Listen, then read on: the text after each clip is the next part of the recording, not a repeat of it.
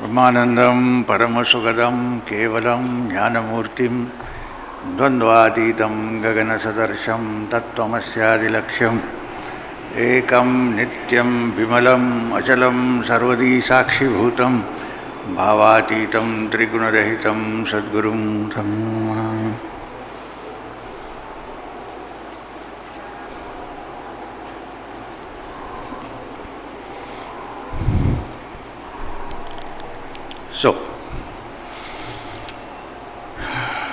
So the first parable has been described, right? The young ascetic, who is none other than Cudala, has explained the story of the celestial jewel parable. Now the second. So Cudala, now in the form of the young ascetic, continue. Now listen to the significance of the second parable. What was described as the elephant in the Vindhya hills, that you are on this earth. The two powerful tusks are Viveka, discrimination, and Vairagya, dispassion, which you possess. The rider who inflicted pain on the elephant is ignorance, which caused you sorrow. Though powerful, the elephant was overcome by the rider.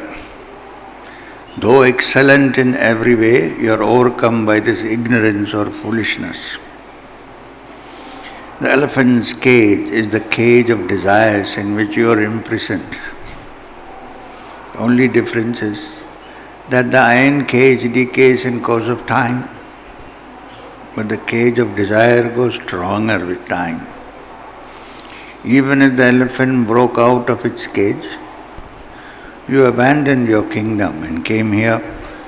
However, psychological abandonment is not as easy as breaking out of a material cage.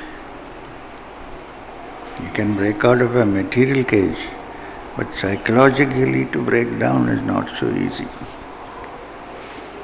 Even as the rider was alerted by the escape, the ignorance and the foolishness in you tremble when the spirit of renunciation manifests in you. When you sit quietly and see the spirit of renunciation coming, you tremble because you like to live in the cage happy. When you went to the forest, you have seriously wounded this ignorance, but you have failed to destroy it by the abandonment of the mind or movement of energy in consciousness, even as the elephant failed to kill the rider. Therefore, this ignorance has come once again. And remembering the way in which you overpowered the desires previously, it has trapped you in the pit known as asceticism. Therefore, even as the elephant failed to kill the rider, therefore this this ignorance has arisen once again, and remembering the way in which you overpowered the previous desires, thinking this won't work, it has now trapped you in the pit, which is called asceticism. You are the king of the elephants, endowed with the powerful task of viveka or wisdom. However, alas, in this dense forest, you have been trapped by the rider known as ignorance, and you lie imprisoned in the blind well known as asceticism. O king, why did you not listen to the wise words of your wife, Cudala? And the king doesn't know that it is Cudala, right? Otherwise he would have said, shut up, O king, why did you not listen to the wise words of your wife Cudala, who is indeed a knower of the truth? She is the foremost among the knowers of the self, and there is no contradiction between her words and her deeds. Whatever she says is true and is worth putting into practice. However, even if you did not in the past listen to her words and assimilate them, why did you not abandon everything in total renunciation? Shikhidvaja said, I have renounced the kingdom, the palace, the country, my wife too. How is it then that you think I have not renounced everything? The Brahmana, the young Brahmana, replied, wealth, wife, palace, kingdom, the earth, the clinic, the royal umbrella, and your relatives are not yours, O king, anyway. You think they are yours, but they are not even yours. Renouncing them does not constitute total renunciation. There is something else which seems to be yours, which you have not renounced, and that is the best part of renunciation. Renounce that totally, without any residue, and attain freedom from sorrow. Shikhidvaja said, if the kingdom and all that was in me are not mine, then I also abandon this forest and all that is in it. So saying, he renounced the forest. On being told by the young ascetic that all these things are not yours, hence there is no meaning in renouncing them, Shikhidvaja said, surely this hermitage is everything for me. Right now it is time. I shall abandon that too. Thus resolved, Shikhidvaja cleansed his heart of the very idea that even the hermitage was his. By renouncing that, attained, surely now I have completely renounced everything, he said. The young Brahmana replied, surely all these too are not yours. This hermitage is not yours. This forest is not yours. How then do you renounce them? There is something which you have not renounced, and that's the best part of it. By renouncing that, attain freedom from sorrow. Shikhidvaja said, if these two are not mine, then I shall abandon my stick, my staff, the deer skin, etc., and my cottage too. Vasishtha said, so saying, he sprang up from his seat, while the young ascetic was passively looking on. Shikhidvaja collected whatever there was in the cottage, made a bonfire out of it. He threw away his rosary. Oh, I forgot my rosary. He threw away his rosary. I am freed from the delusion that the repetition of a mantra is holy, so I have no need for you. I didn't do that, I forgot. He reduced the deer skin to ashes. He gave away his pot, kamandalu, to a Brahmana. He asked to himself, whatever is to be renounced must be renounced all at once and forever, otherwise it expands once again and is gathered once again. Hence I shall once and for all burn everything. Thus having resolved, Shikhidvaja, who had decided to give up all activities sacred and secular, collected all these articles that he had used till then and burned them all up. Vasishtha continued, then Shikhidvaja set fire to the cottage he had built unnecessarily, guided by his own previous false notions. After that, systematically he burnt whatever there was and whatever was left. He burnt and threw away everything, including his own clothes. Frightened by the bonfire, it was a big bonfire. Even the animals ran away from that place. Shikhidvaja then said to the young ascetic, "Awakened by you, O son of the gods, I have abandoned all the notions I had entertained for such a long time. I am now established in pure and blissful knowledge. From whatever proves to be the cause of bondage, the mind turns away and rests in equilibrium. I have renounced everything. I am free from all bondage. I am at peace. I am blissful. I am victorious. The space is my dress." Actually, that is the meaning of the word Digambara. Dig means the four directions, north, south, east, west. So one who has no clothes is supposed to be clad in all the four directions by the wind. So it's called Digambara. Ambara means clothes which you wear. No? The space is my dress. That means he became a Digambara. Space is my abode, and I am like space. Is there anything beyond this supreme renunciation, O son of the gods? The Brahmana, Cudala, replied, "No, king, you have not renounced everything.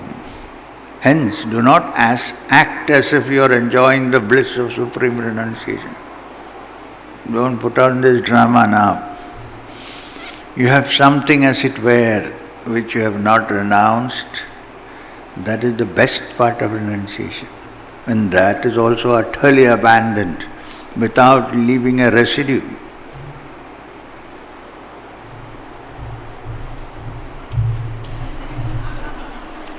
What I renounced has come back."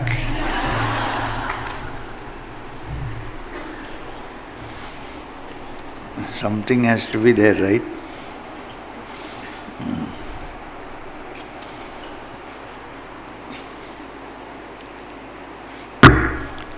When Thakur Sri Ramakrishna,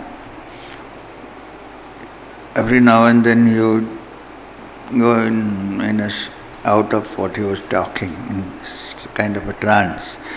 So when he's about to do that, he'll suddenly say, "Hey, can you give me some sandesh?" Then he'll be back again, like that. Here the king was renouncing everything, then came the mala back. Thank you.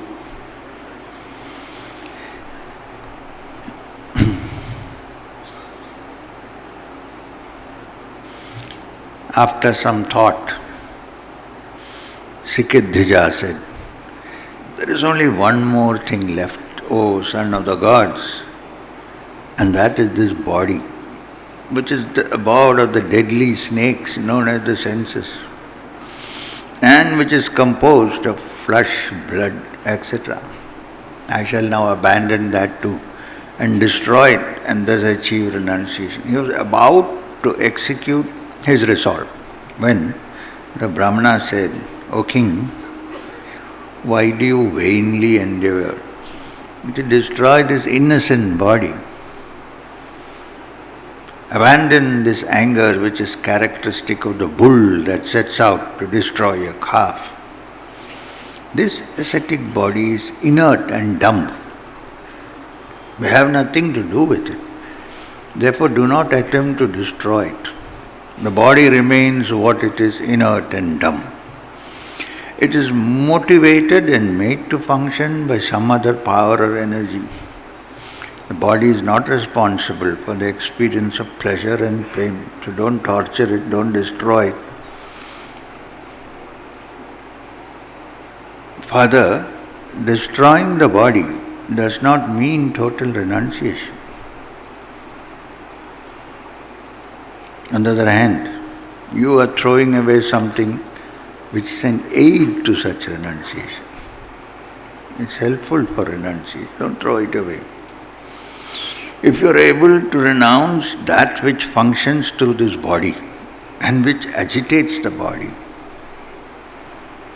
then you have truly abandoned all sin and evil, and then you will have become a supreme renouncer.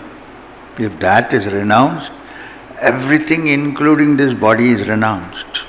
Otherwise, the sin and evil, even if they remain submerged temporarily, will rise again. Then he continued, that alone is total renunciation, which is the renunciation of that which is all, which is the sole cause of all these, in which all these abide. Shikhidvaja said, Holy Sir, please tell me what that is which should be renounced. The Brahmana said, O noble one, it is the mind, which goes by the name Jiva, Prana or Chitta, which is neither inert nor non-inert, as in a state of confusion, which is the all. It is the Chitta, the mind, which is the confusion. It is the human being, it is the world, it is everything. It is the seed for the kingdom, for the body, for the family, all the rest of it. When this seed is abandoned, there is total renunciation of all that is in the present and even in the future. All these good and evil, kingdom and forest, cause distress in the heart of one who is endowed with chitta, in great joy in who is mindless. So what is the definition of yoga in the Yoga Sutras? Chitta vritti nirodha.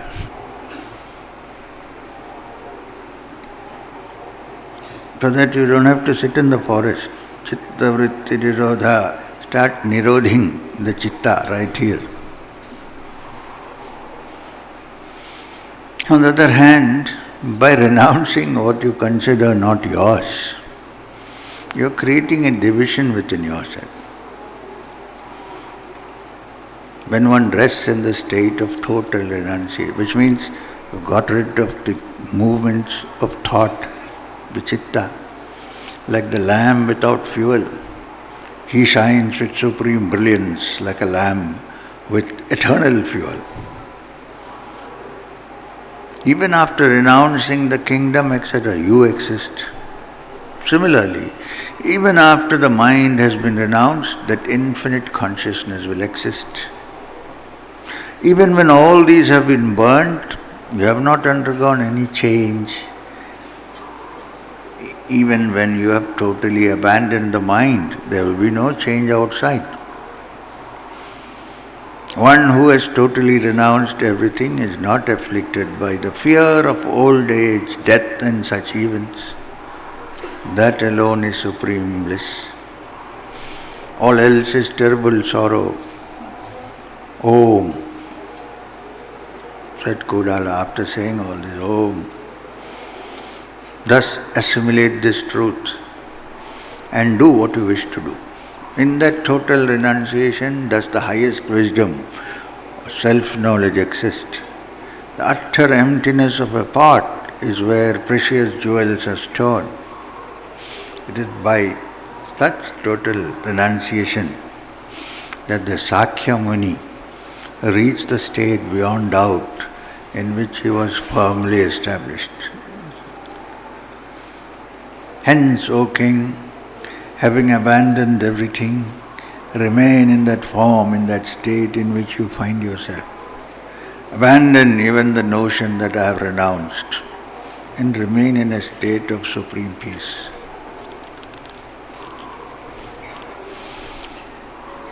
Shikhidvaja said, pray, tell me the exact nature of this chitta and how to abandon it so that it does not rise again. Kumbha, Cudala replied, vasana, memory, subtle impressions of the past, conditioning, is the nature of the chitta. In fact, they are synonymous.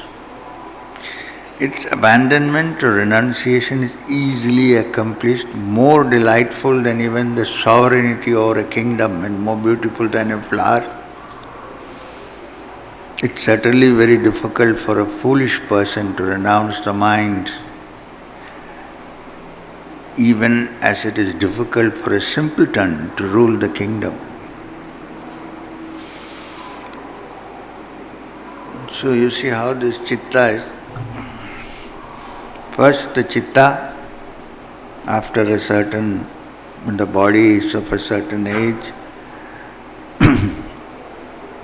it's already carrying the vasanas in seed form.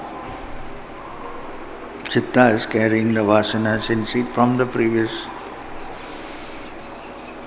And then slowly as the body grows, the seeds begin to sprout. The vasanas begin to come into play. Then, while being in this world with the sense organs and the mind, it gets more vasanas, gets attached to more things and repelled by more things. So there is now a collection of vasanas acquired and the vasanas one comes with. Now to reach the state of a newborn child's mind, one has to see this truth clearly, that this is how it has happened, and say, can I be free of this conditioning? You cannot throw it out, you cannot do anything. You see clearly that this is what it is. Not only does it come with vasanas from the past, every second in this life, the present is being stored as the past in the memory. So the vasanas are getting stored, the chittas, vrittis are getting stored every minute and then since we don't look at the reality now, we like to depend on what we have stored. So the mind is caught in an eternal trap. Is there a way to, by understanding and saying, yes, this is the trap, I will not allow you to catch me. There is no other way. I can say, I will go and become a Bhairava, so what? Nothing will happen. You will wear some Rudrakshas or some strange things and carry a Trishul and walk around for some time. What happens? Nothing. The vrittis of the chitta still exist. The past has come and occupied the present. Since the past has occupied the present, there is no time, movement or space for the present. And the present is the thing.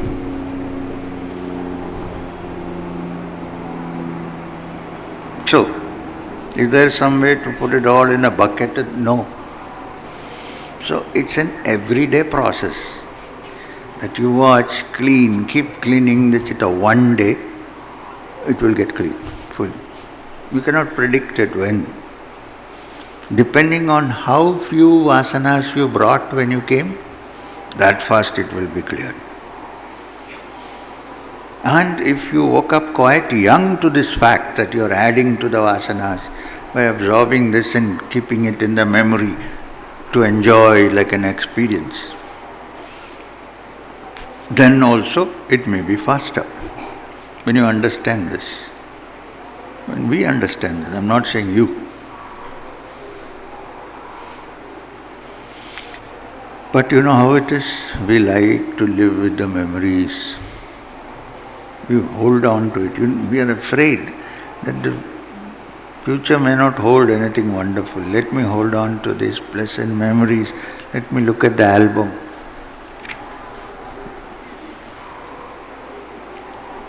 Let me freeze the moments. The moments don't freeze. They keep moving. You can freeze it in your chitta.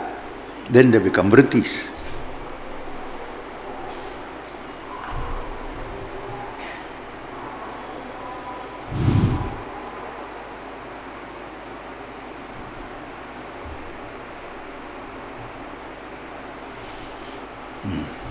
So,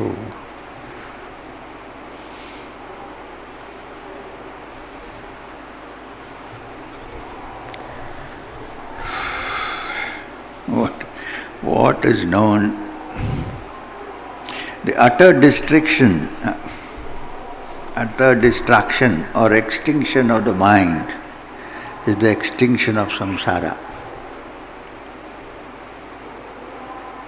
When the vrittis of the chitta are clear, then there are no new sprouts coming, and the old sprouts don't have the atmosphere to grow, to both dying.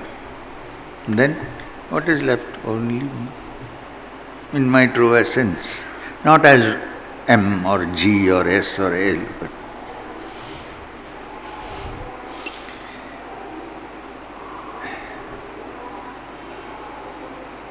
what is known as the I arises in the absence of the knowledge of the mind, self-knowledge. This I is the seed of the tree known as the mind. It grows in the field of the Supreme Self, which is also pervaded by the illusory power known as Maya. Thus a division is created in that field and experience arises. With this, the determining factor known as buddhi arises. It has no distinct form, as it is, but the expanded form of the seed, its nature is conceptualizing or notional. It's also known as the mind, the jiva and the void. Now there is the mind in its pure form, with no ripples, with no thought, has no shape or no rupa. It cannot, because it has no shape, no form, it cannot be named, so no nama. But when it has an image, when the vrittis come in, it acquires a shape. Not otherwise. It acquires the shape of the object which attracts you. It also acquires the shape of the thing that repels you. Both. These, as they continuously build, make the vritti like concrete, strong to break. Nothing can break it.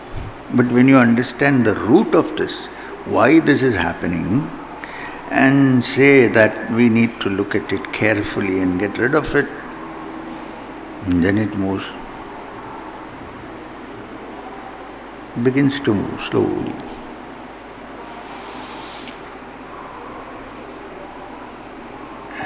The trunk of this tree is the body. The movement of energy within that results in its growth, and the growth is the effect of psychological conditioning. Its branches are long and they reach out to great distances. They are the finite sense experiences which are characterized by being and non-being. Its fruits are good and evil, pleasure, pain, happiness, unhappiness. This is a vicious tree. Endeavor every moment to cut down its branches and to uproot it. Its branches too are the nature of conditioning, of concepts and of precepts.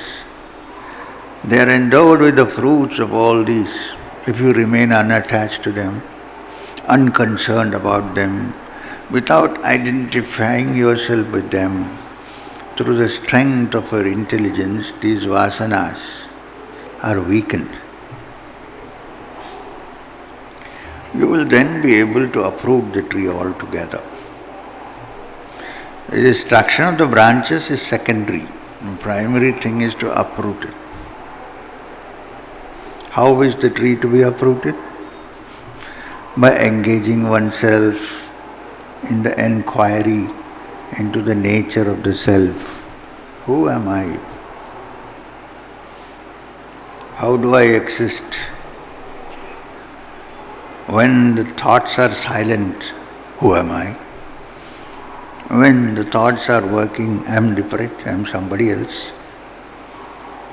Because then my mind is then fully dressed, the chitta is fully dressed with the designs of the vrittis. So, inquiry. The inquiry is the fire in which every seed and the roots of the tree known as chitta are burnt completely. Now, Shikhidvaja said, I know that I am pure consciousness, but this impurity arose in it. I do not know how. I am distressed because I am unable to get rid of this impurity, which is not the self. And I know it is unreal, but it is there. I can see it. Kumbha asked. Kumbha is the name of Cudala in the form of a young ascetic. Kumbha. Kumbha asked,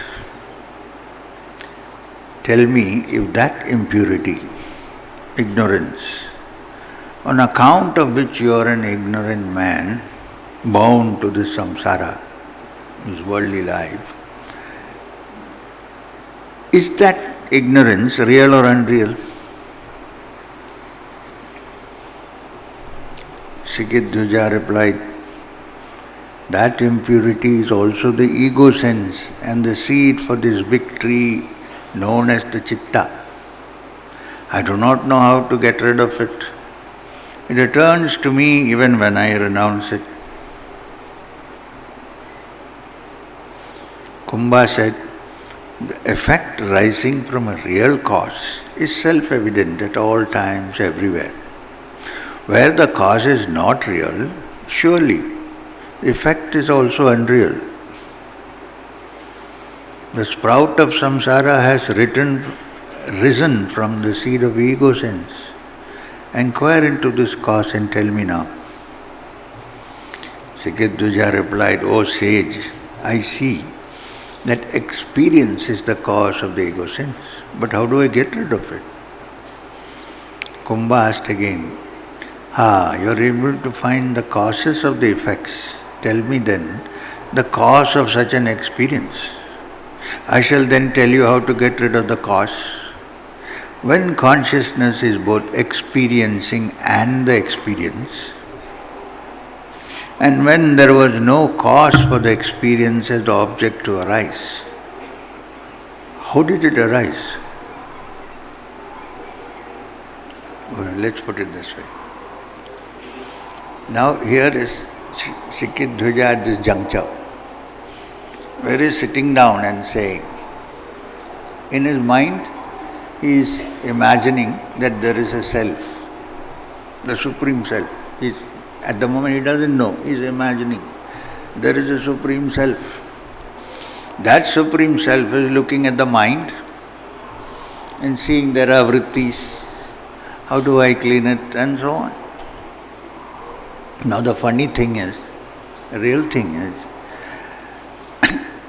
it is this mind of his itself, the ego, which has divided itself into two, because it doesn't like the other fellow. So it says, actually I am that pure something, whatever, and I am looking at the other part, which is an artificial division, and seeing that this fellow is impure. Now I am trying to make that impure fellow pure. Who? Me. Now the fact is, both the mind that is looking and the mind that it's looking at is the same mind. So, the one who is observing and what is observed are no different, it's all in the mind. When this is realized, the mind becomes silent. There is nothing can be done. What you are looking at is your own self. You are not two things. You are not that pure self. You may say, I am the Brahman, but it's only an idea. You don't know. I will go so far as to say that you are not the Brahman, but you are superimposing the idea that you are the Brahman. This is what Madhva said actually. So, I don't dispute the fact that there is a Brahman, the Supreme, but that Supreme cannot coexist with the mind or ego with its vrittis. It cannot coexist. But For the mind or the vrittis to operate without that energy, electricity of the Supreme, it cannot function. But it cannot find it. So how can you, when it is silent? Now when it is silent, you can't even say, I have found it. There is no I. There is only that. Now, these are all semantic exercises actually, but this is what it is. Then there is no effort. This is why the yogis keep saying effortless living, because you discover that there is no effort. Every time there is an effort, there is a division. When there is total effortlessness, there is no division, there is only the Supreme. You don't want to call it Supreme, okay. Doesn't matter, there is something. Why is it called Supreme? Because all human beings who have gone close to that have found it the most rested, blissful and wonderful thing. Therefore they call it the Supreme. It is not affected by anything. But you cannot say, I'll harden my mind so that... You cannot do it. You try, it will come back. So it's a very difficult subject that Cudala is trying to make Shikhidvaja understand. But I think it's not so difficult, it's actually fairly simple. We have to look at it. First we have to get rid of the ideas, the past that we carry with us. And he said this, the other guy said, you, what are you saying? I'm looking into it. This is a good approach.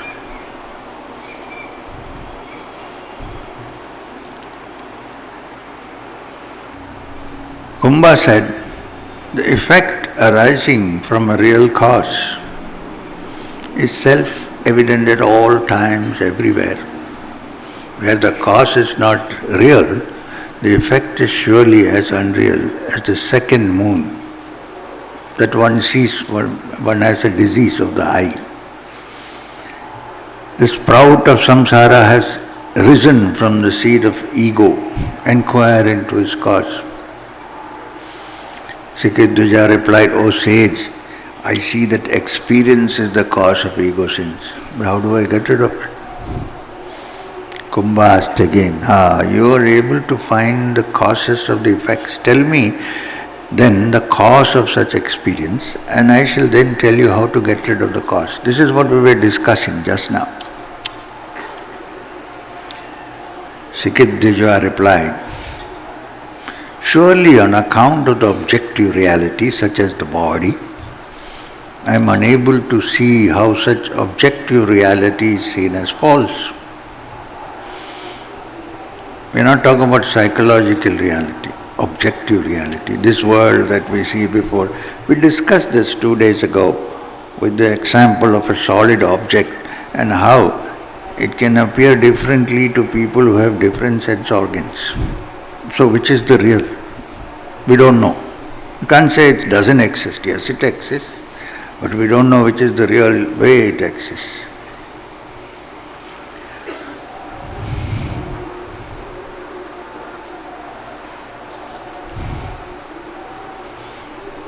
When the cause is absent or unreal, the effect is non-existent. And the experience of such an effect is a delusion. What then is the cause of objects like the body? Shikhidvaja asked, the second moon is surely not unreal because it has a cause. What is the cause? Eye disease. The barren woman's son is never seen. It's a wrong thing to say somebody is the son of a barren. Such a concept cannot exist. The concept of a son can exist. The concept of a barren woman can exist. But you can't bring the two together. It's not possible. That is the mind that brings the two together.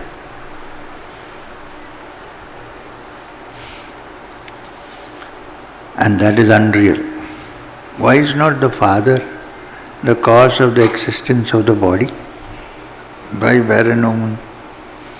Even if the father is the cause, if the woman is barren, it cannot happen, that is it. So the father may be the reality. The world illusion that we see is the one who cannot have a child ever. And yet we like to see a child there. This is the trick of the mind.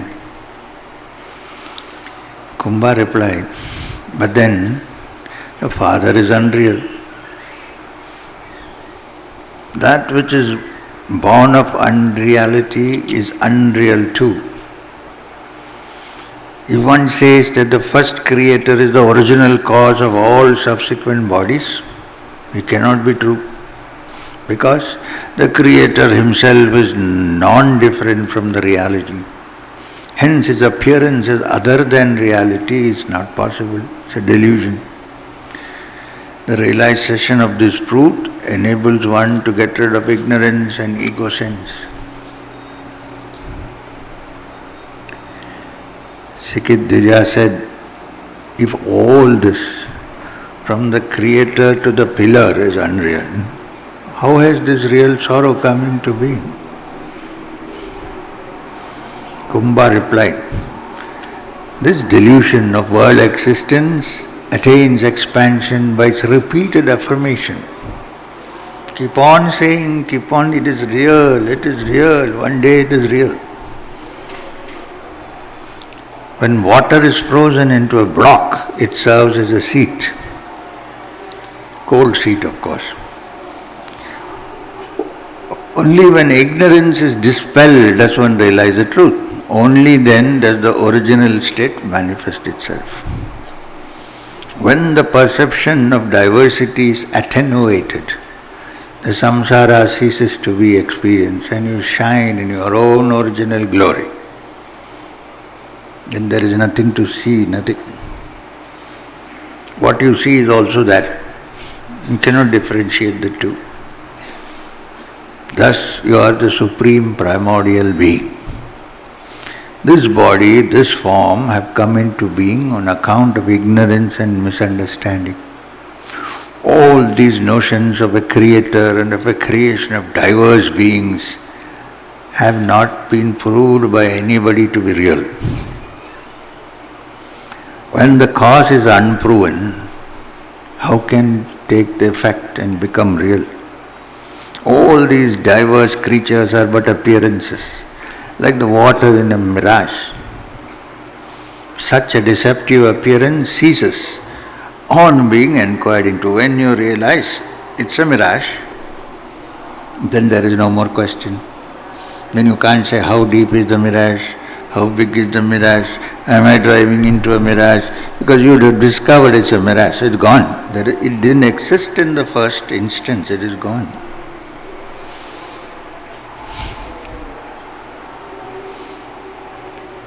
Shikhidvaja asked,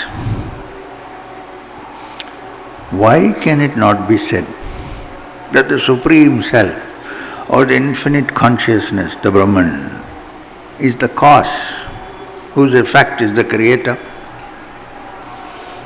Kumbha replied, Brahman or the Supreme Self is without a second, without a cause, without an effect. It has no reason, motivation to do anything. It's lazier than me to create anything. This is therefore not the doer, neither is there any action, instrument nor seed for such activity. Hence it is not the cause for this creation or the creator. Hence there is no such thing as creation. You are therefore neither the doer of actions nor the enjoyer of experiences. You are the all, ever at peace, unborn and perfect. Since there is no cause for creation, there is no effect known as the world. The world appearance is but a delusion. But it's difficult for the mind to agree because we were so caught up in this. Even though we know that in the dream it appears so real and it is not real when you wake up. And perhaps we will wake up one day from this dream, which we call waking state, Now, if somebody says, no, how can it be? Try telling somebody in the dream, hey, it's all a dream, you're not seeing me. He says, oh, shut up, I can see you. You also gave me some water to drink. Okay. Now, outside the waking, from the dream state to the waking state, it doesn't exist, right? In the same way, suppose we think that this is a long drawn dream. Suppose there is a way of waking up from it. Then you wake up. And then you say, my God, what a long dream. No, believe me, you will not believe it now. Rarely somebody wakes up from this dream and then enjoys. There's nothing. Kuch nahi. There are some Sardars making a whiskey in London. It's called Kuch Nahi. Kuch Nahi.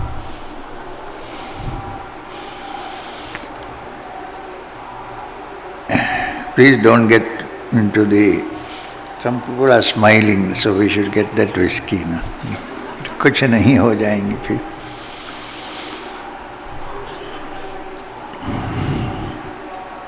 Shikhidvaja said, Lord, by the wise and the well-reasoned words which you have uttered, I have been fully awakened. I realize that since there is no cause, Brahman is neither the doer nor the creator of anything, and therefore there is nothing. Hence, there is neither mind nor an ego. Such being the case, I am pure and I am awakened. I salute my own self. There is nothing but consciousness. Thus awakened spiritually, after a great deal of grilling by the wife, thus awakened spiritually, Shikhidvaja entered into deep meditation, from which he was playfully awakened by Kumbha, who said, O king, you have been duly awakened and enlightened. What has to be done now has to be done, regardless of whether this world vision ceases or does not cease.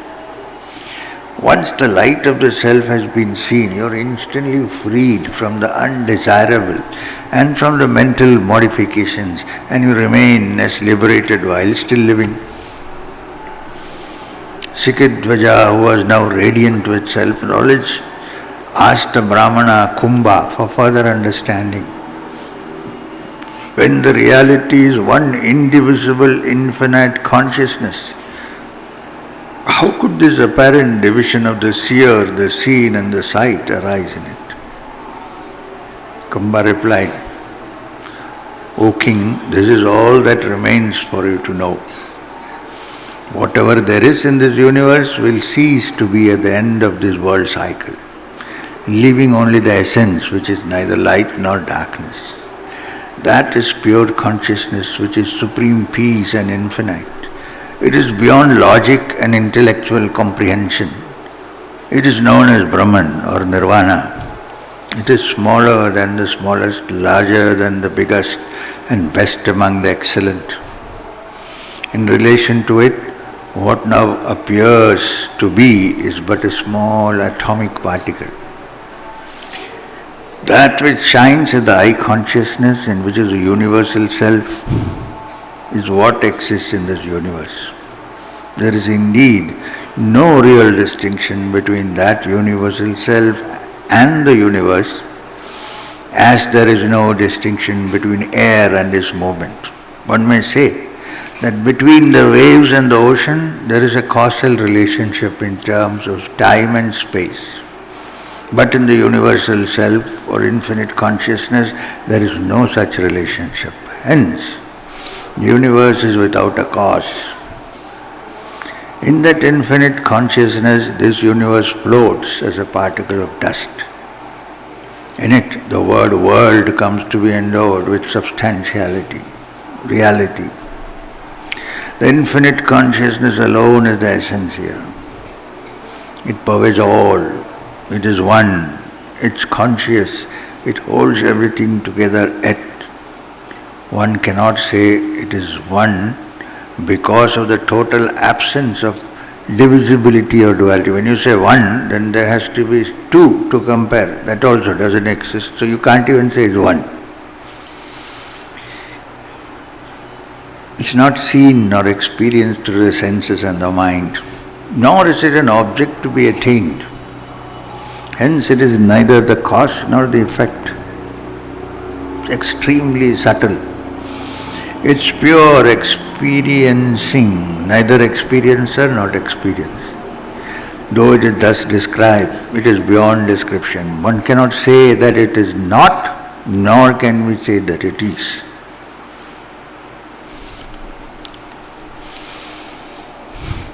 Kumbha said, continuing, that which has no seed, which is indescribable, is therefore not the cause for another. Nothing can come out of it. Hence the self is neither the doer, nor the action, nor the instrument. It is the truth. It is the eternal absolute consciousness. It is self-knowledge. There is no creation in the Supreme Brahman. One may theoretically establish the rising and the existence of a wave in the ocean, but not here. Brahman, in Brahman, time and space do not exist. Therefore, anything that is to do with time and space has no basis here. So the rest is all the same description.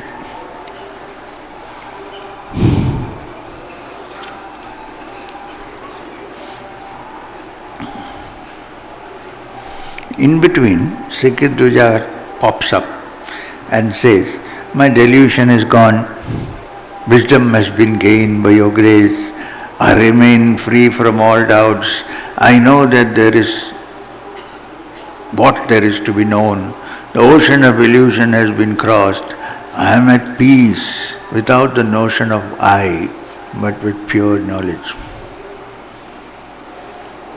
Kumbha said, when the world does not exist as such, where is the I or the you? Hence, remaining at peace with yourself, engage yourself in actions as they naturally come to you from moment to moment. All this is but the Brahman, which is peace. I and the world are words without substance. When the insubstantiality of such expressions is released, then you see only the Brahman. There is no world. The creator Brahma is but an idea or notion. Even so is the self or I. Look at this. Not only is the creator Brahma a concept of creation, every living being is also a creator in some way, which is also a notion. When such pure awareness arises, all notions subside. There is perfection in pure awareness, and so on. Again, this Shikhidvaja is saying, if the Supreme Being is real and the world is real, then I assume that the Supreme Being is the cause and the world is the effect. And Kumbha reminds him, I just now told you it is not so. Which means what? It's a difficult concept to grasp. Even when told by somebody like Kumbha, it's not so easy to grasp. Then how will you grasp it when it is told by somebody called him? It is not Kumbha. It will come after a while, but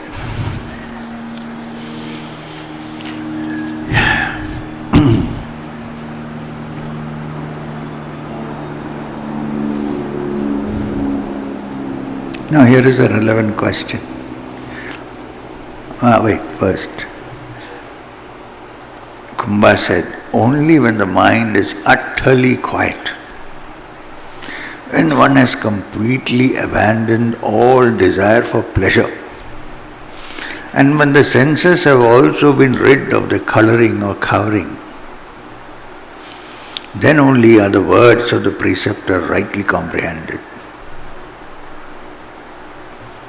When thus one is freed from psychological conditioning and the impurities have been removed or purified, the words of the Guru enter directly into the innermost core of one's being, just as an arrow enters the stalk of a lotus. You have attained that state of purity, and therefore you have been enlightened by my discourse, and your ignorance has been dispelled. By our satsanga, holy company, your karmas and actions have been destroyed. Till this very forenoon, you were filled with false notions of I and mine on account of ignorance. Now that, on account of the light of my words, the mind has been abandoned from your heart. Now you are enlightened and liberated. Remain established in infinite consciousness, freed from sorrow, from striving, and from all attachment. Shikhidvaja said, Lord, is there a mind even for a liberated person? How does he live and function without a mind? Kumbha replied, truly, there is no mind in the liberated person. What is mind? The psychological condition or limitation which is dense and which leads to rebirth is known as the mind. This is absent in the liberated sage. The liberated sages live with the help of the mind which is free from conditioning and which does not cause rebirth. It is not mind at all, but pure sattva. The liberated ones live and function here established in the sattva, not in the mind. The ignorant and inert mind is mind. The enlightened mind is known as sattva. The ignorant live in their mind, the enlightened ones live in sattva. You have now attained to this stage of sattva. The conditioned mind has been totally renounced. This I am convinced. Your mind has become like pure infinite space. So, don't waste your time through austerities or performance of some rituals. One who does not have gold clings to copper. Oh, royal sage, you could easily have become wise with the help of Cudala. Why did you have to indulge in this useless and meaningless austerity? It has a beginning and an end. In the middle there is an appearance of happiness. However, your austerity has in a way led to this spiritual awakening. Now, remain rooted in this wisdom. There is only one infinite consciousness. The Brahman, which is pure consciousness, is known as sattva. Ignorance see it as the world. Movement, agitation is also non-movement. In that infinite consciousness, there are notions of the mind of the spectator. The total of the infinite consciousness is all these, but without any notions. In reality, it is beyond words. Having said this, now Vasishtha took over. Having said this, Kumbha vanished from sight, even while the king was about to offer flowers. Reflecting over the words of Kumbha, Shikhidvaja entered into deep meditation, completely free from all desires and cravings and firmly established in the unconditioned state. While Shikhidvaja was thus engaged in deep meditation, utterly free from the least mental modification or movement in consciousness, Cudala abandoned her disguise and returned to the palace, flew in through the window in her own female form and conducted the affairs of the state. She returned to where Shikhidvaja was after 3 days and was delighted to see that he was still absorbed in meditation. She thought, I should make him return to world consciousness. Why should he abandon the body now? Let him rule the kingdom for some time, and then both of us can simultaneously abandon the body. Surely the instructions I've given him will not be lost. I shall keep him alert and awake through the practice of yoga. What did she do? She went near him. This is funny. And she roared like a lion. Again and again, not once. Still he did not open his eyes. You push the body down, yet he remained immersed in the self. She thought, alas, he is completely absorbed in the self. How shall I bring him back to body consciousness? On the other hand, why should I do so? Let him reach the disembodied state. I will also abandon this body of mine.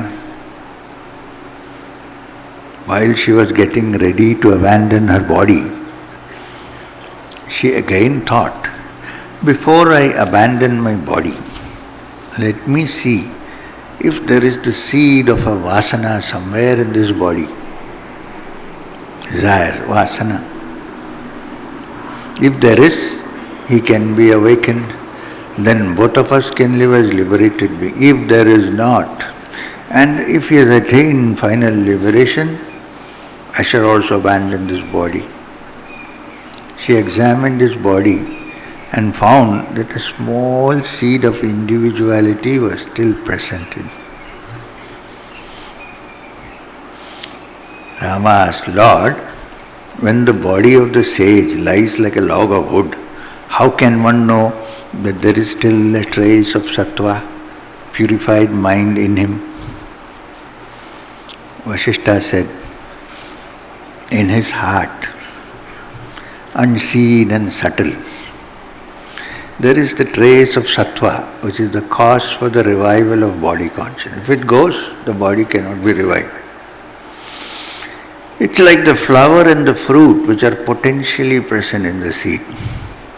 In the case of a sage whose mind is totally free from the movement of thought, who is devoid of the least notion of duality or unity, whose consciousness is utterly firm and steady like a mountain, his body is in a state of perfect equilibrium and does not show signs of pain or pleasure.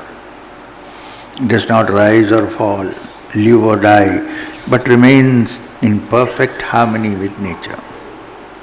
It's only as long as there are notions of duality or unity that the body undergoes changes as the mind does.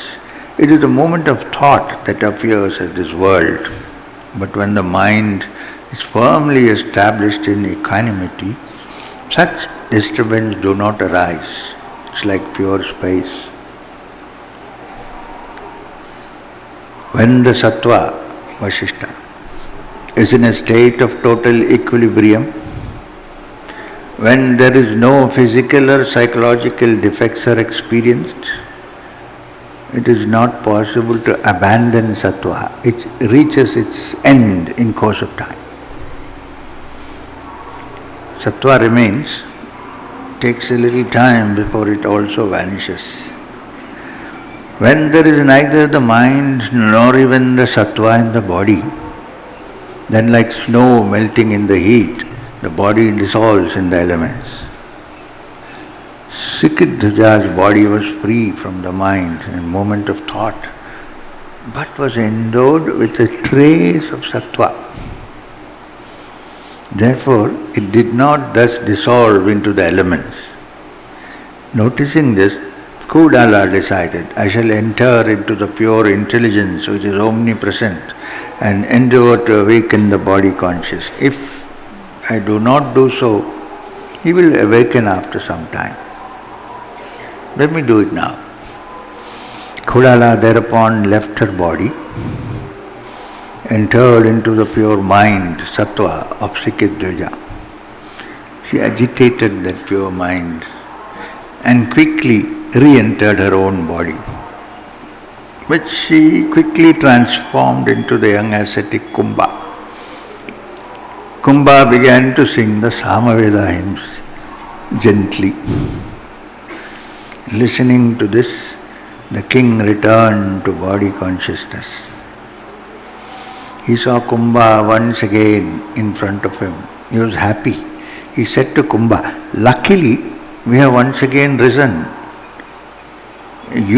We have once again risen in your consciousness, O Lord, and you have come back here again only to shower blessings on me." Kumbha said, "Since the time I left you and went away, my mind has been there with you. There is no desire to go to heaven, but only to be near you.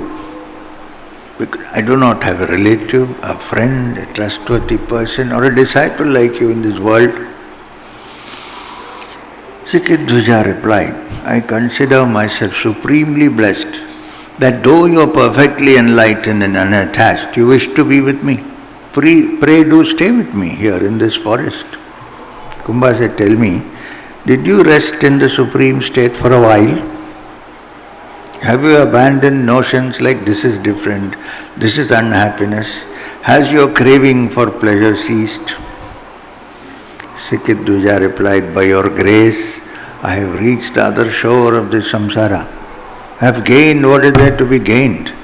There is nothing but the self, neither the known nor what is yet to be known, neither attainment nor what is renounced, neither an entity nor the other, not even sattva, a pure mind.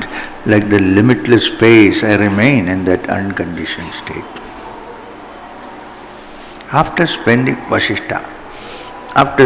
an hour at that place, the king and Kumbha went into the forest where they roamed freely for 8 days.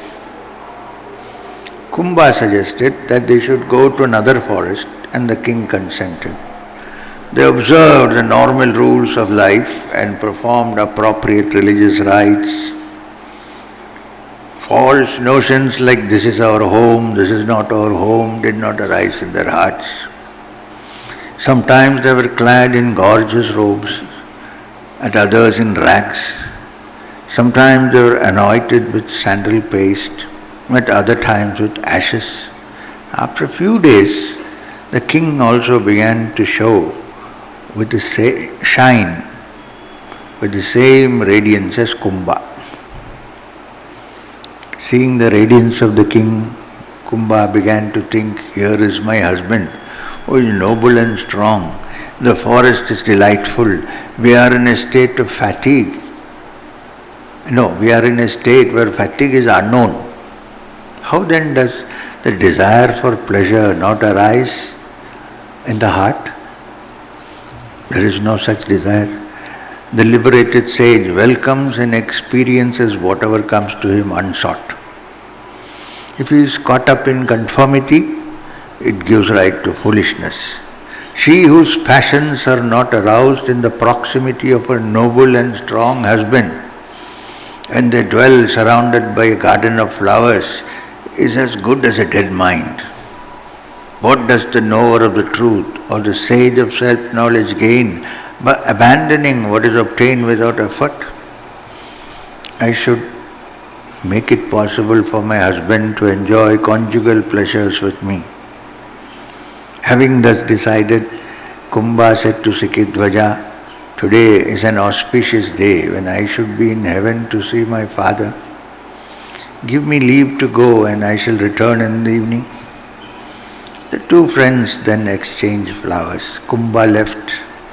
Soon Cudala abandoned the disguise, went to the palace and discharged her royal duties. She returned to where Shikhidvaja was, again in the disguise of Kumbha.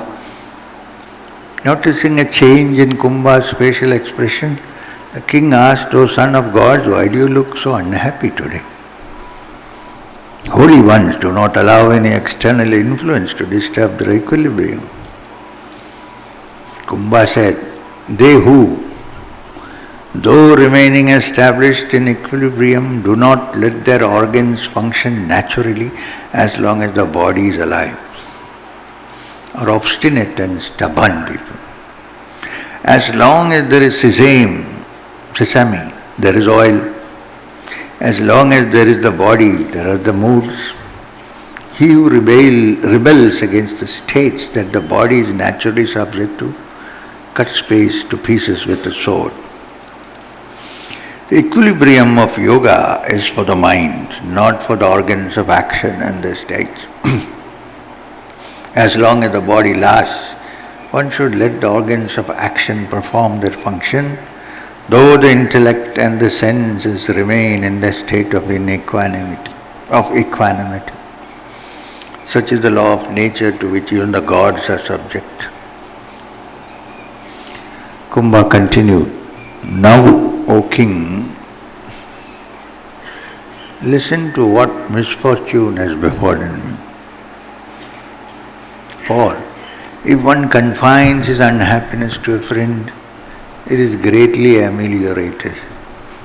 Even as the heavy and dark cloud becomes light by shedding rain, the mind also becomes clear and peaceful when a friend listens to one's fate.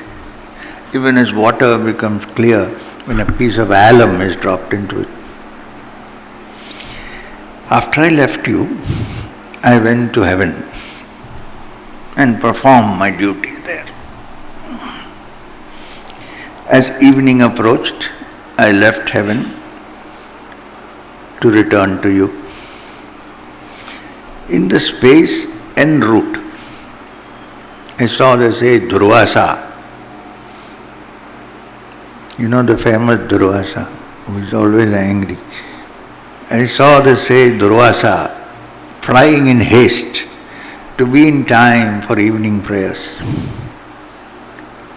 He was clad as it were in the dark clouds and adorned with lightning. This made him look like a woman rushing to meet her lover. I saluted him and said in fun, "You are looking like a woman rushing to see the lover." Enraged by my impudence, he cursed me.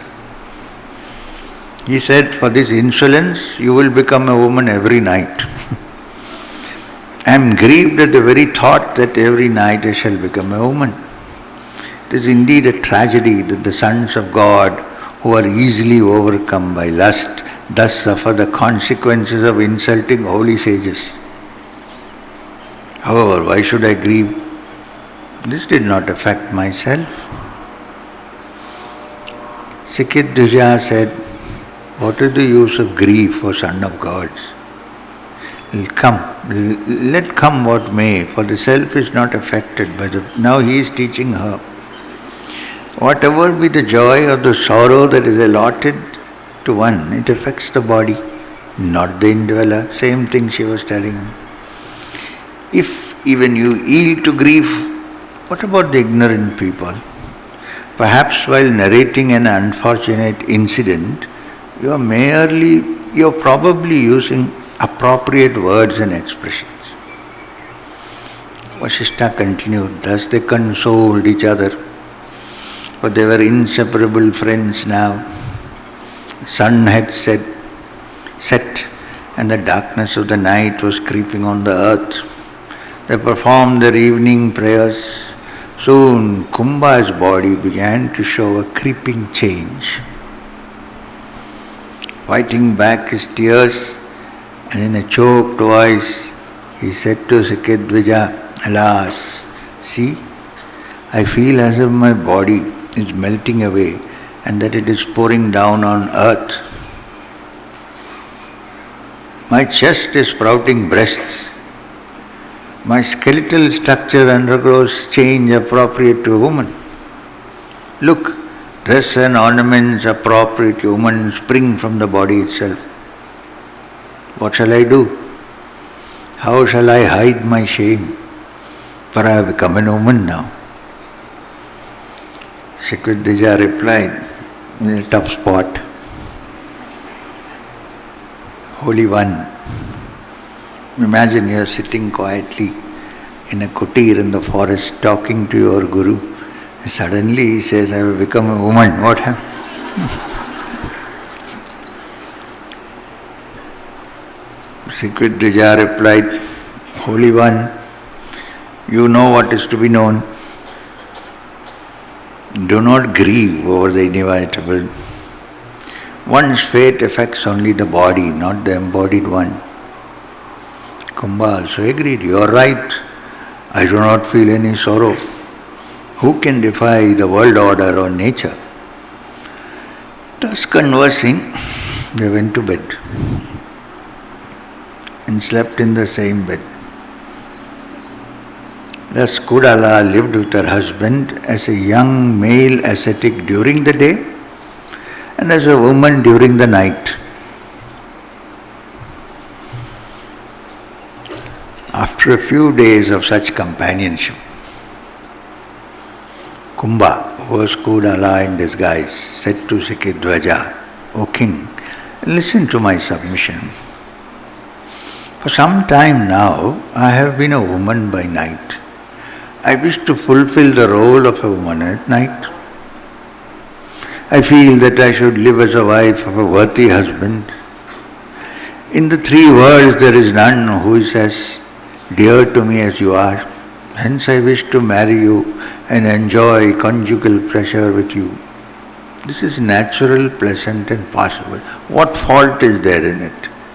We have given up both desire and rejection and have an equal vision. If anybody tells this to you, don't fall in the trap, okay? Hence, let us do what is natural without desire and aversion. Shikhidvaja replied, O friend, I do not see either good or evil in doing this, therefore do what you wish to do. Because the mind rests in perfect equilibrium, I see only the self everywhere. Hence do what you wish to do. Kumbha replied, if that is how you feel, O king, today is the most auspicious day and the celestial body shall witness our wedding. Both of them gathered all the articles necessary for the wedding. They bathed each other with holy water. They offered worship to the ancestors and God. By this time, night time had arrived. Kumbha became transformed into a lovely woman. He said to the king, O dear friend, now I am a woman. My name is Madanika. I salute you. I am your wife. Shikhidvaja then adored Madanika with garlands, etc.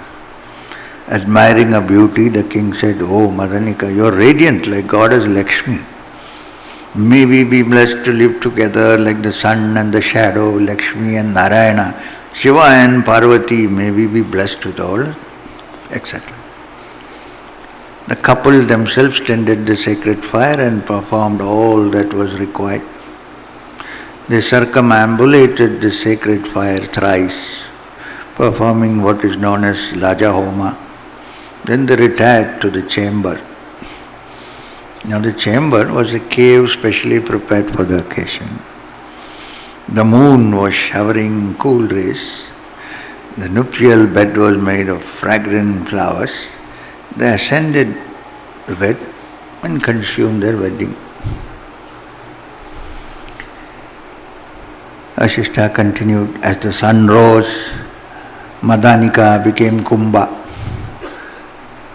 Thus this pair lived as friends during the day and as husband and wife during the night.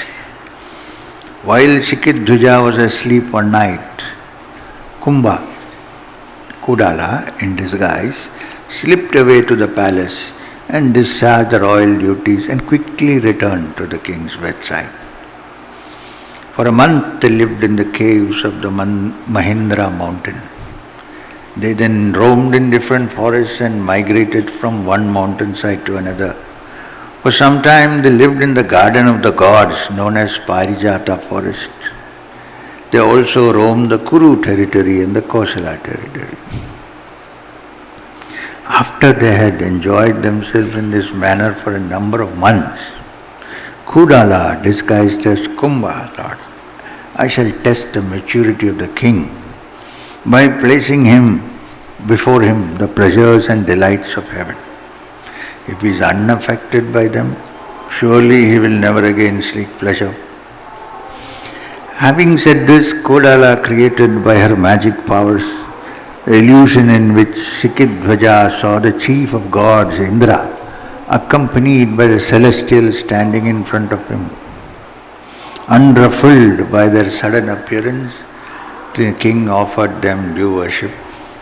Then he asked Indra, "Pray tell me, what have I done to deserve this? Why have you taken the trouble to come here?" Indra replied, "Holy One, we have all come here drawn irresistibly to your presence. We have heard your glory sung in heaven. Come to heaven. Have you heard the greatness of the celestials who long to see you? Accept these celestial insignia which we have brought for you. O sage, liberated beings like you do not spurn happiness that seeks them unsought. You didn't ask for it, we came to see you. May your visit purify the heaven." Shikhidvaja said, "I know the conditions that prevail in heaven, O Indra. But to me, heaven is everywhere and nowhere. I am happy wherever I am because I desire nothing. However, I am unable to go to the kind of heaven which you describe, which is limited to one place. Hence I am unable to fulfill your command." But said Indra, "I think it is proper that liberated sages should suffer to experience the pleasures allotted to them." Shikhidvaja remained silent. Indra was getting ready to leave. Shikhidvaja said, "I shall not come now. Now is not the time." Having blessed the king and Kumbha, Indra and all his retinue disappeared. After withdrawing the magical display, Cudala said to herself, "Luckily, the king is not attracted by temptations of pleasure." She was the one who created the whole drama. Even when Indra visited him and invited him to heaven, he remained unaffected like pure space. I shall now subject him to another test, to see if he is swayed by the twin forces of attraction and repulsion.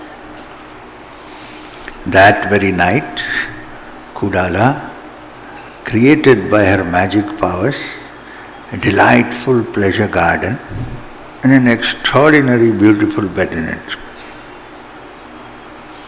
She created a young man physically more attractive than even Shikhidvaja. There on the bed she appeared to be seated with her lover in close embrace. Shikhidvaja had concluded his evening prayers. He looked for his wife, Madanika. After some search, he discovered the secret hiding place of this couple. He saw them completely immersed in their love play. Her hair encircled him. With her hand she held his face. They were joined together in a fervent kiss. They are obviously very excited with passionate love for each other. With each movement of their limbs, they express their extreme love for each other. On their faces danced the delight of their hearts. The chest of one of them was beating against the chest of the other. They were utterly oblivious of their surroundings. Shikhidvaja saw all this, but remained unmoved. He did not wish to disturb them, and so he turned to go. But his presence had been noticed by the couple, so he said to them, "Pray, let me not disturb your happiness." After a time, which means what? Shikhidvaja is free of jealousy, is free of the attraction of the opposite, doesn't think he possesses the woman. He thinks, I have no possessions. She is enjoying. Okay, let her enjoy. He didn't go immediately, open the chest of drawers, took out a .32 and shoot.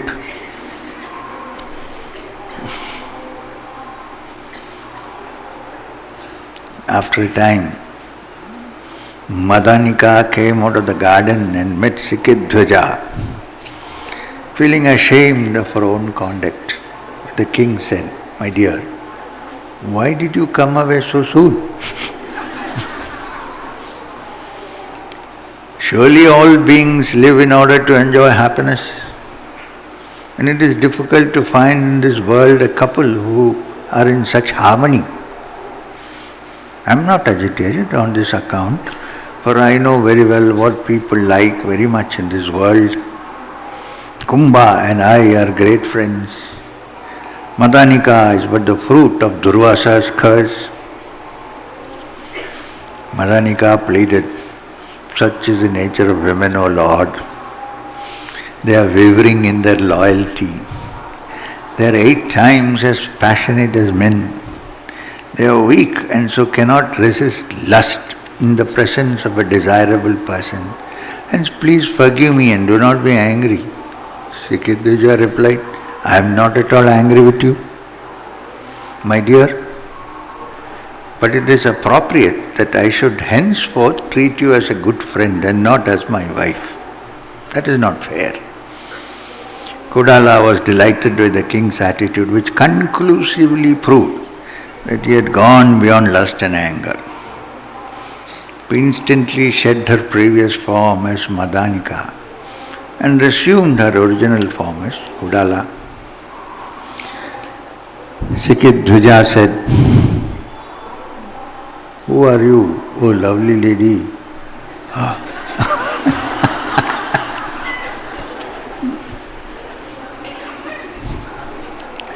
"How did you come here?" "How long have you been here? You look very much like my wife." Cudala replied, "Indeed, I am Cudala. I myself assumed the form of Kumbha and the others in order to awaken your spirit. I myself also assumed the form of this small illusory world with all this garden. From the very day you unwisely abandoned your kingdom and came here to perform austerities, I have been endeavoring to bring about a spiritual awakening in you. It is I, assuming the form of Kumbha, who instructed you. The forms you perceived of Kumbha and others were not real. Now you have been fully awakened and you know all that there is to know." Vasishtha continued. Shikhidvaja entered into deep meditation and inwardly saw all that had happened from time he left the palace. He was delighted, and his affection for his wife increased greatly.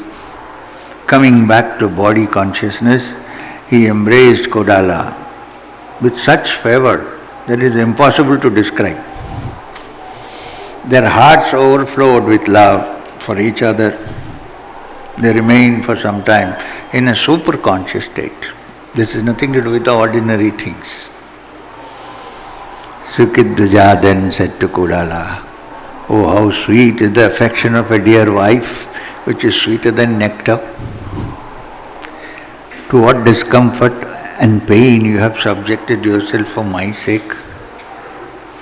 The way in which you have redeemed me from this dreadful ocean of ignorance has no comparison. Tradition has given us several great women who have been exemplary wives, but nothing compared to you. You excel them all in virtues and noble qualities. You have struggled hard and brought about my enlightenment. How shall I recompense you for this? Indeed, loving wives thus strive to liberate their husbands from the ocean of samsara. That is what they should be doing, but they don't. In this they achieve what even the scriptures, Guru and Mantra are unable to achieve on account of their love for their husbands. The wife is everything to her husband, friend, brother, well-wisher, servant, guru, companion. A wife like Cudala, wealth, happiness, scripture, abode, etc. And such a wife would at all times and in all ways be adored and worshipped. My dear Cudala, you are indeed the supreme among women in this world. Having said so, said Vasishtha, Shikhidvaja fondly and fervently embraced Cudala. Cudala said, Lord, when I saw you were performing meaningless austerities, my heart was pained. I relieved myself of that pain by coming here and trying to awaken you. Shikhidvaja replied, from now on,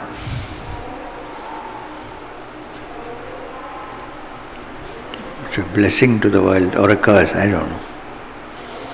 Shikhidvaja replied, from now on, may all wives fulfill their selfish ends by awakening their husbands as you have done. Cudala said, I do not see in you now the petty cravings, thoughts and feelings that tormented you years ago. Pray tell me, what are you now? What are you established and what do you see? Shikhidvaja replied, my dear, I rest in that which you within me bring about. I have no attachments. I am like the infinite, indivisible space. I am peace. I have attained that state which is difficult even for the gods like Vishnu and Shiva to reach. And free from confusion and delusion, I experience no sorrow nor joy. By your grace, my beloved, I have crossed this ocean of samsara. I shall not once again fall into thereof. Cudala asked, in that case, what do you wish to do now? Shikhidvaja answered, I know no prohibitions nor injunctions. Whatever you do, that I shall know as appropriate. Do what you think is appropriate, and I shall follow you. Cudala said, Lord, we are now established in the state of the liberated ones. To us both desire and its opposite are the same. What use is the discipline of prana or the practice of infinite consciousness? We have abandoned everything. Let us return to the kingdom and provide it with a wise ruler. Shikhidvaja asked then, why should we not accept Indra's invitation to heaven? Now is appropriate. Cudala replied, O king, I do not desire pleasure nor the glamour of a kingdom. I remain in whatever condition I am placed by my very nature. I remain in the peace that survives this. The two liberated ones then spend the night together.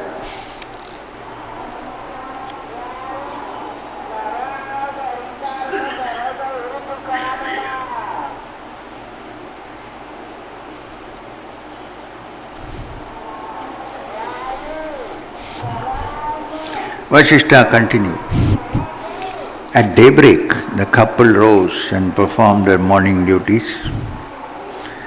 Cudala materialized with her thought power a golden vessel containing the sacred waters of the 7 oceans. With these waters, they bathed the king and crowned him emperor. In his turn, the king re-established Cudala as his queen.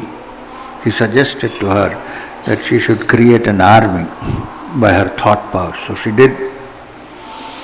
Headed by the royal couple mounted on the most stately elephant, this I don't like, the entire army marched towards their kingdom. On the way, Shikhidvaja pointed out to Cudala the various places associated with his life, ascetic life.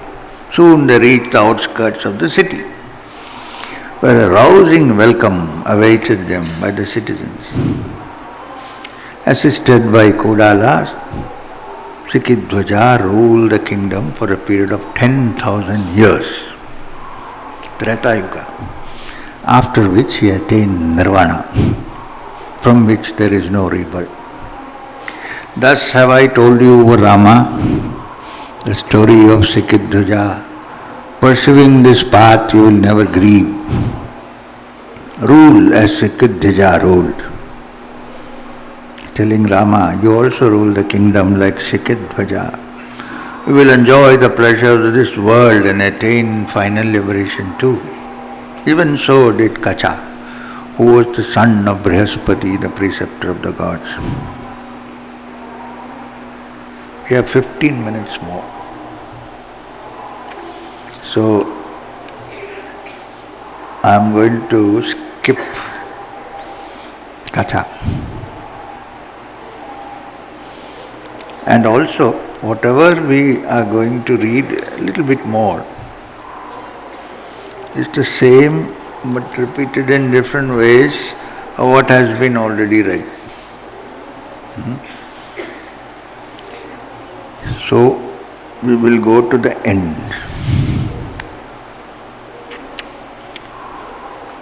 Rest you can read when you go home, if you don't get bored.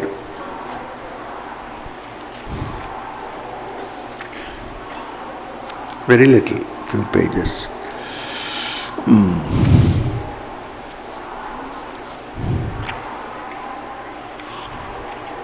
Okay.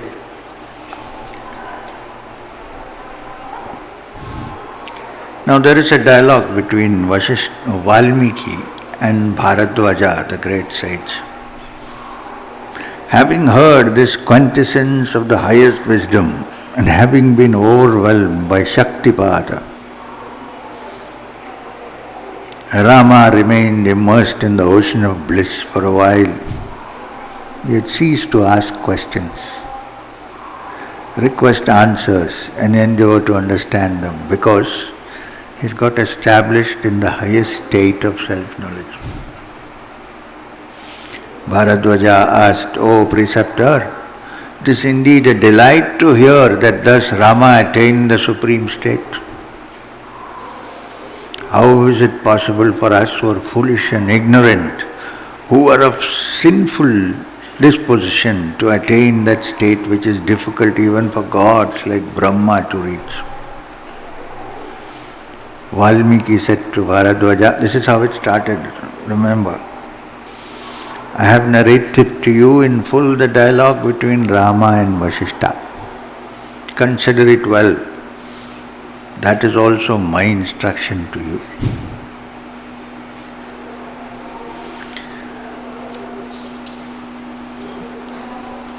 After listening to Valmiki, Bharadvaja said, Lord, I am now free from the subtle body and I am swimming in the ocean of bliss. I am the indivisible self, which is the supreme self, and which itself possesses the two powers of consciousness and unconsciousness.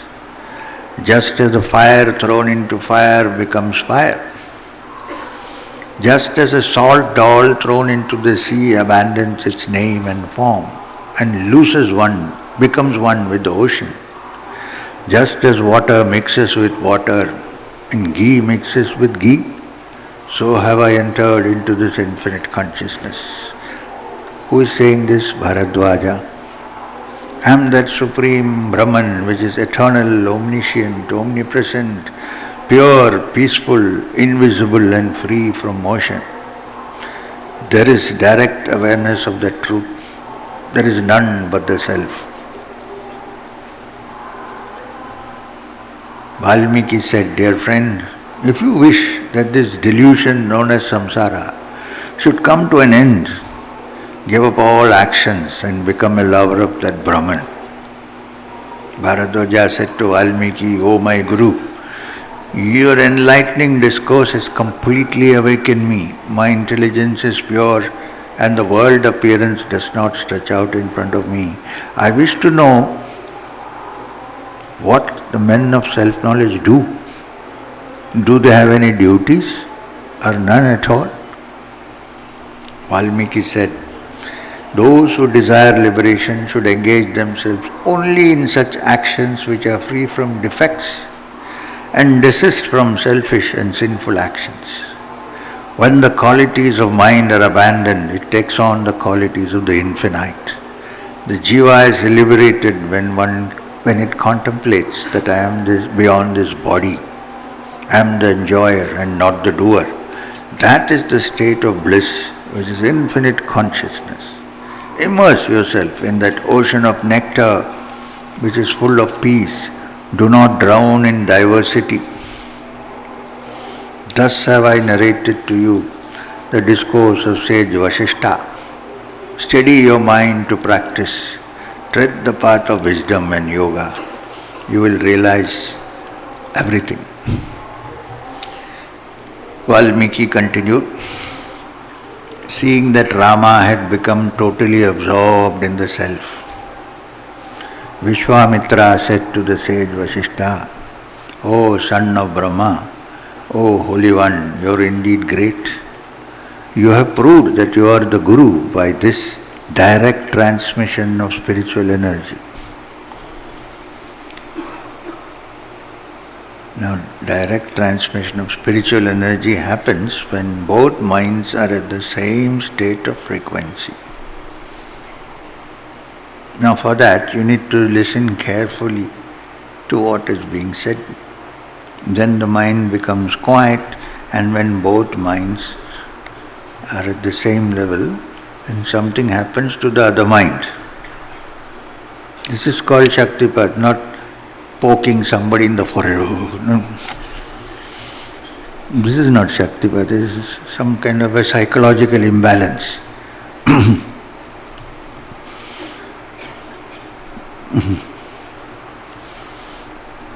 You can imagine if there are 1,000 people sitting here, 1,000 people, if I give, say, 10,000 rupees to 2 people here and say you come, Shakti-pat, they come here and I press them in the forehead. Then all of you will feel the same. This is the effect of psychology. Then what is Shakti-pat as described here? It's when the Guru and the disciple sit together and understand the reality, and then the minds are moving in the same frequency. Then what the teacher is going to say comes automatically to the student. This is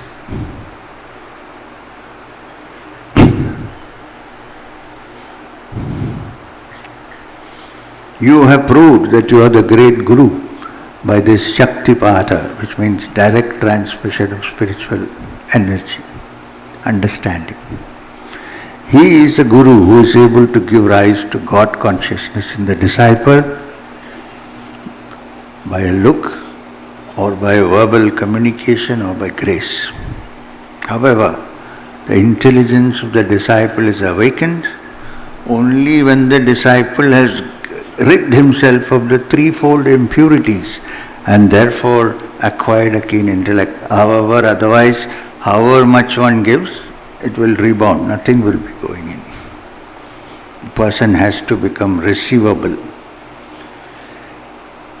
But O sage, please bring Rama back to body consciousness. He is gone. He is established in the Supreme Self. He is in kind of samadhi now. Please bring him back to body consciousness, for he has still many things to do for the welfare of the three worlds and for myself. All the assembled sages and others bowed to Rama. Then Vasishtha said to Vishvamitra, please tell them who Rama is now. Vishvamitra said to them, Rama is the Supreme Personality of Godhead. He is the Creator, Protector and Redeemer. He is the Lord and the Friend of all. He is manifest variously, sometimes as a fully enlightened being, sometimes as ignorant. In truth, He is the God of gods and all the gods are His part manifestations. Blessed is this king Dasharatha, whose son is Lord Rama himself. Blessed is Ravana, whose head will fall at the hands of Rama. O sage Vasishtha, do me a favor, bring him back to body consciousness. Vasishtha said to Rama, close into his ear, Rama, and this is not the time to rest. Get up. Bring joy to the world. When people are still in bondage, it's not proper for the yogi to merge in the self. People remain oblivious of this world. It's not proper for the yogi to merge in the self. Rama remained oblivious of these worlds. No, Vasishtha had to do something else. Vasishtha thereupon entered the heart of Rama through the latter Sushumna Nadi, the central Nadi. Then there was movement of prana in Rama and the mind began to function. The jiva, which is of the form of inner light, shed its lustre on all the nadis of the body. Rama slightly opened his eyes and beheld Vasishtha in front. This is the first thing he saw. Rama said to Vasishtha, there is nothing I should do or should not do. However, your words should always be honored. So saying, Rama placed his head at the sage's feet and proclaimed, listen all of you, there is nothing superior to self-knowledge, nothing superior to the teacher of self-knowledge. All the assembled sages and celestials showered flowers on Rama and blessed him, and they departed from the assembly. Thus have I told you the story of Rama, O Bharadvaja, says Valmiki. By practice of this yoga attained supreme bliss. He who constantly listens to this dialogue between Rama and Vasishtha surely gets liberated.